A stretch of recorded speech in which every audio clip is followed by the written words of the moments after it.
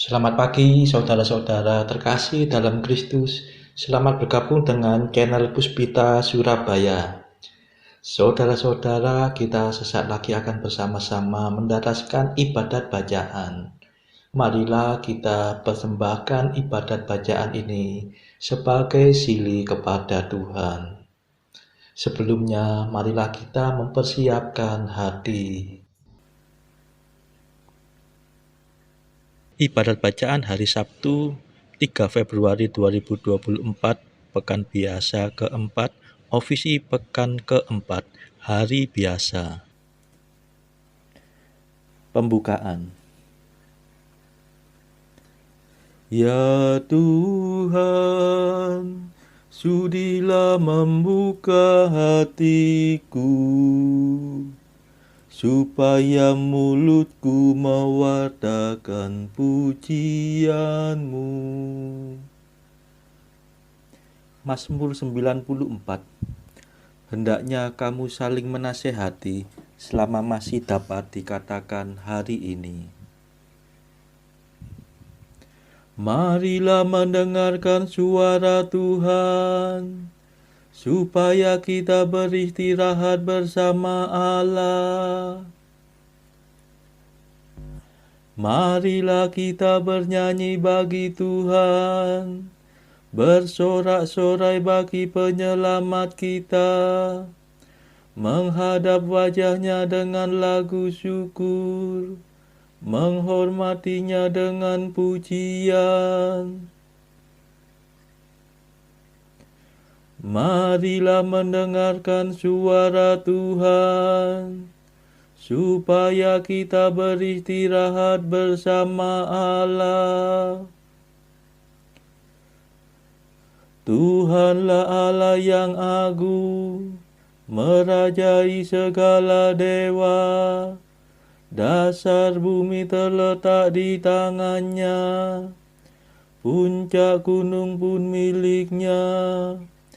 Miliknya lah laut, dia membuatnya, daratan pun buatan tangannya. Marilah mendengarkan suara Tuhan, supaya kita beristirahat bersama Allah. Mari bersujud dan menyembah, berlutut di hadapan Tuhan Pencipta kita.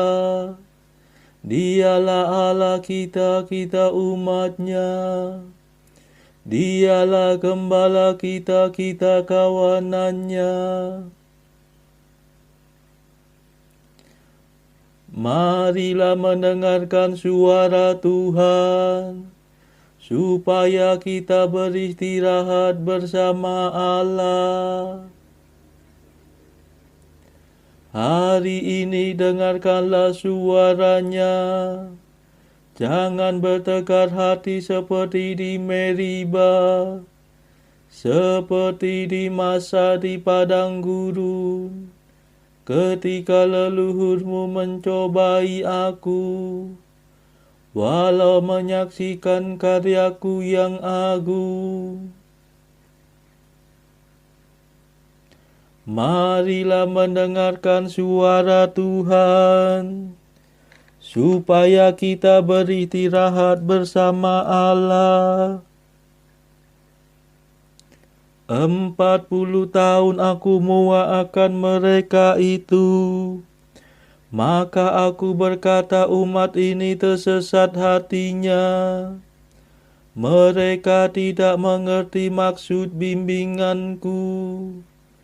Sebab itu aku bersumpah dalam murkaku, mereka takkan beristirahat bersama aku.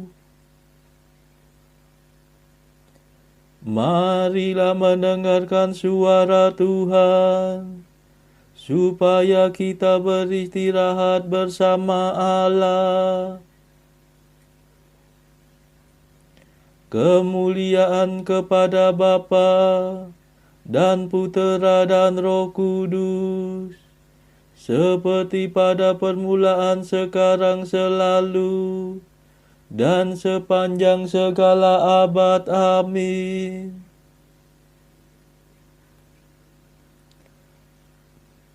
Marilah mendengarkan suara Tuhan, supaya kita beristirahat bersama Allah.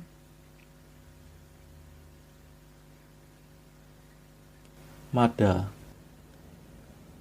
Allah yang kekal abadi, yang memberikan Roh Suci kepada umat beriman, kami mohon perlindungan.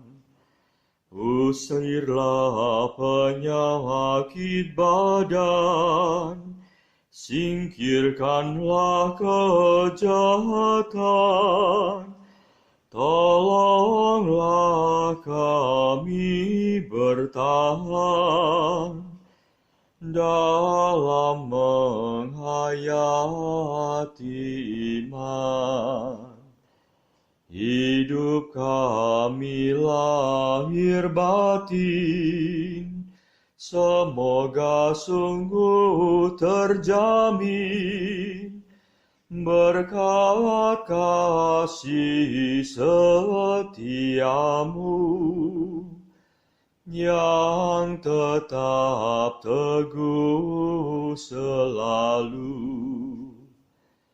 Kabulkanlah doa kami, ya Bapa yang baik hati, berkat jasa Yesus Kristus yang mencurahkan Roh Kudus.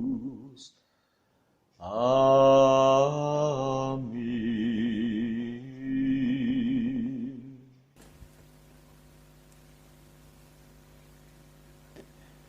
Pendarasan Mazmur. Tuhan memanggil langit dan bumi untuk mengadili umat-Nya. Mazmur 49.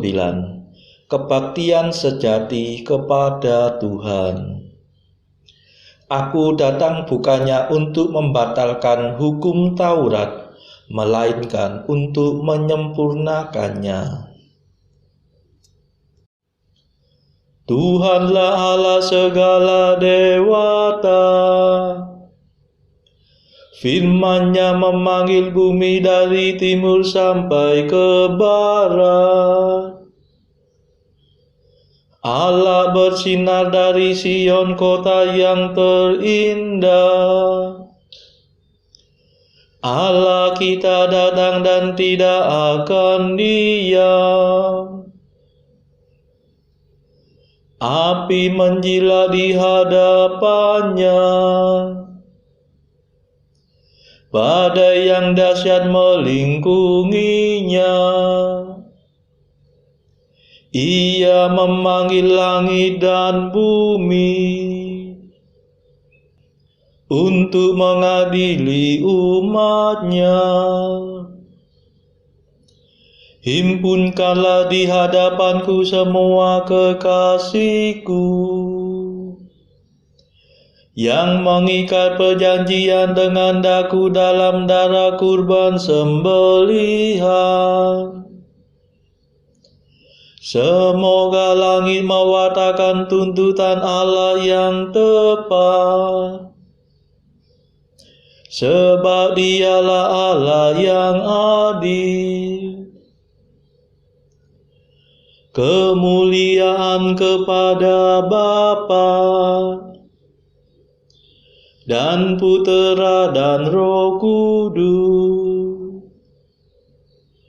seperti pada permulaan, sekarang, selalu, dan sepanjang segala abad. Amin. Tuhan memanggil langit dan bumi untuk mengadili umat-Nya.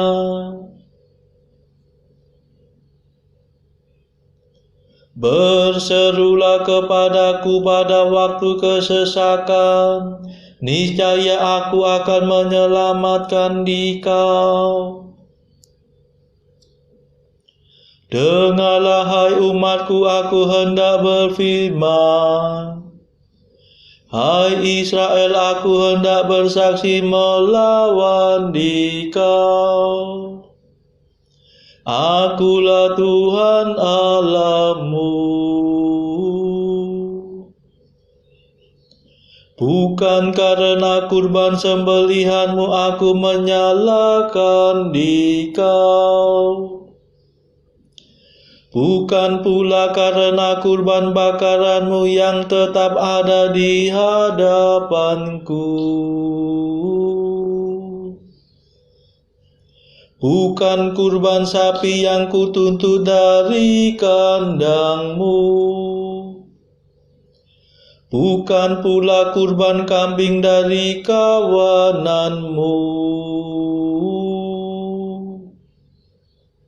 Sebab milikulah segala marga satwa di hutan,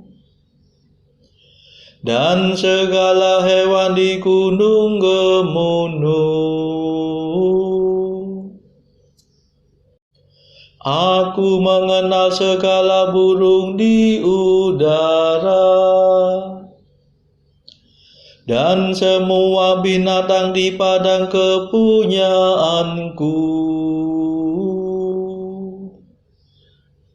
Seandainya aku lapar, tidak usah kukatakan kepadamu,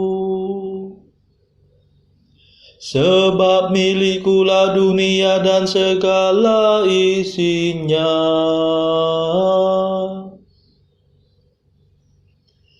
Adakah aku makan daging sapi? Ataukah aku minum darah kambing? Persembahkanlah pujian kepada Allah sebagai kurban, dan penuhilah nazarmu kepada Allah yang Maha Tinggi. Lalu berserulah kepadaku pada waktu kesesakan, niscaya aku akan menyelamatkan dikau, dan engkau akan memuliakan daku. Kemuliaan kepada Bapa dan Putera dan Roh Kudus, seperti pada permulaan, sekarang, selalu, dan sepanjang segala abad. Amin.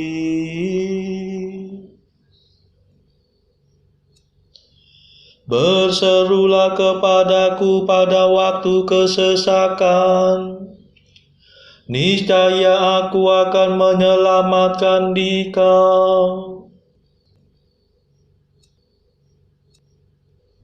Barang siapa mempersembahkan kurban pujian, dia akan kumuliakan. Tetapi kepada orang berdosa Allah berfirman, bagaimana mungkin engkau mendaraskan hukumku dan berani berbicara tentang perjanjianku, padahal engkau membenci amanatku dan mengesampingkan firman-Ku. Jika melihat pencuri engkau berkawan dengannya, engkau bergaul dengan orang berzina, mulutmu mengeram kejahatan, dan lidahmu menetapkan tipu muslihat. Engkau duduk-duduk mengumpat saudaramu. Engkau mendesas-desuskan fitnah melawan buah kandung ibumu. Itulah yang kau lakukan. Masakan aku diam saja? Engkau memupuk keinginan jahat. Masakan aku seperti engkau? Camkanlah ini, hai kamu yang lupa akan daku. Jangan sampai aku menerkam dan tiada yang dapat melepaskan. Barang siapa mengikuti bimbinganku, dia kupuaskan dengan keselamatanku. Kemuliaan kepada Bapa dan Putera dan Roh Kudus, seperti pada permulaan, sekarang, selalu, dan sepanjang segala abad. Amin. Barang siapa mempersembahkan kurban pujian, dia akan kumuliakan.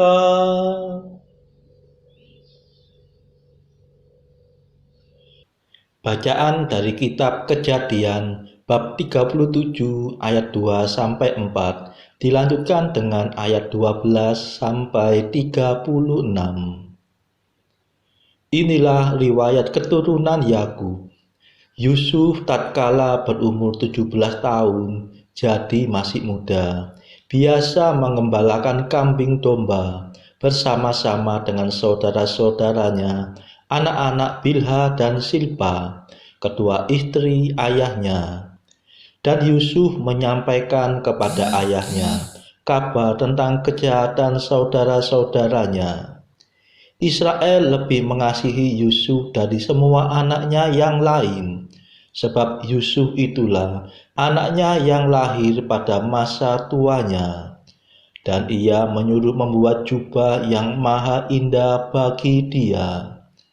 Setelah dilihat oleh saudara-saudaranya bahwa ayahnya lebih mengasihi Yusuf dari semua saudaranya, maka bencilah mereka itu kepadanya dan tidak mau menyapanya dengan ramah. Pada suatu kali pergilah saudara-saudaranya mengembalakan kambing domba ayahnya dekat Sikem. Lalu Israel berkata kepada Yusuf, "Bukankah saudara-saudaramu mengembalakan kambing domba dekat Sikem? Marilah engkau kusuruh kepada mereka." Sahut Yusuf, "Ya Bapa." Kata Israel kepadanya, "Pergilah engkau melihat apakah baik keadaan saudara-saudaramu dan keadaan kambing domba, dan bawalah kabar tentang itu kepadaku." Lalu Yakub menyuruh dia dari lembah Hebron, dan Yusuf pun sampailah ke Sikem. Ketika Yusuf berjalan ke sana kemari di padang, bertemulah ia dengan seorang laki-laki yang bertanya kepadanya, "Apakah yang kau cari?" Sahutnya, "Aku mencari saudara-saudaraku. Tolonglah katakan kepadaku, di mana mereka mengembalakan kambing domba." Lalu kata orang itu, "Mereka telah berangkat dari sini, sebab telah kudengar mereka berkata, 'Marilah kita pergi ke Dotan.'" Maka Yusuf menyusul saudara-saudaranya itu, dan didapatinya lah mereka di Dotan. Dari jauh ia telah kelihatan kepada mereka, tetapi sebelum ia dekat pada mereka, mereka telah bermufakat mencari daya upaya untuk membunuhnya. Kata mereka seorang kepada yang lain, "Lihat, tukang mimpi kita itu datang. Sekarang marilah kita bunuh dia dan kita lemparkan ke dalam salah satu sumur ini. Lalu kita katakan, seekor binatang buas telah menerkamnya, dan kita akan lihat nanti bagaimana jadinya mimpinya itu." Ketika Ruben mendengar hal ini, ia ingin melepaskan Yusuf dari tangan mereka. Sebab itu katanya, "Janganlah kita bunuh dia." Lagi kata Ruben kepada mereka, "Janganlah tumpahkan darah, lemparkanlah dia ke dalam sumur yang ada di padang gurun ini, tetapi janganlah apa-apakan dia." Maksudnya hendak melepaskan Yusuf dari tangan mereka dan membawanya kembali kepada ayahnya. Baru saja Yusuf sampai kepada saudara-saudaranya, mereka pun menanggalkan jubah Yusuf, jubah maha indah yang dipakainya itu. Dan mereka membawa dia dan melemparkan dia ke dalam sumur. Sumur itu kosong, tidak berair. Kemudian duduklah mereka untuk makan. Ketika mereka mengangkat muka, kelihatanlah kepada mereka suatu kafilah orang Ismail datang dari Gilead dengan untanya yang membawa damar, balsam, dan damar ladan. Dalam perjalanannya mengangkut barang-barang itu ke Mesir. Lalu kata Yehuda kepada saudara-saudaranya itu, "Apakah untungnya kalau kita membunuh adik kita itu dan menyembunyikan darahnya? Marilah kita jual dia kepada orang Ismail ini, tetapi janganlah kita apa-apakan dia, karena ia saudara kita, darah daging kita." Dan saudara-saudaranya mendengarkan perkataannya itu. Ketika ada saudagar-saudagar Midian lewat, Yusuf diangkat ke atas dari dalam sumur itu, kemudian dijual kepada orang Ismail itu dengan harga 20 sikal perak. Lalu Yusuf dibawa mereka ke Mesir.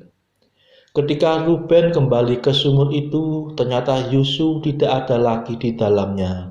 Lalu dikoyakkannyalah bajunya, dan kembalilah ia kepada saudara-saudaranya. Katanya, "Anak itu tidak ada lagi, kemanakah aku ini?" Kemudian mereka mengambil jubah Yusuf dan menyembelih seekor kambing, lalu mencelupkan jubah itu ke dalam darahnya. Jubah maha indah itu mereka suruh antarkan kepada ayah mereka dengan pesan, "Ini kami dapati, silakanlah Bapa periksa apakah jubah ini milik anak Bapa atau tidak." Ketika Yakub memeriksa jubah itu, ia berkata, "Ini jubah anakku, binatang buas telah memakannya, tentulah Yusuf telah diterkam."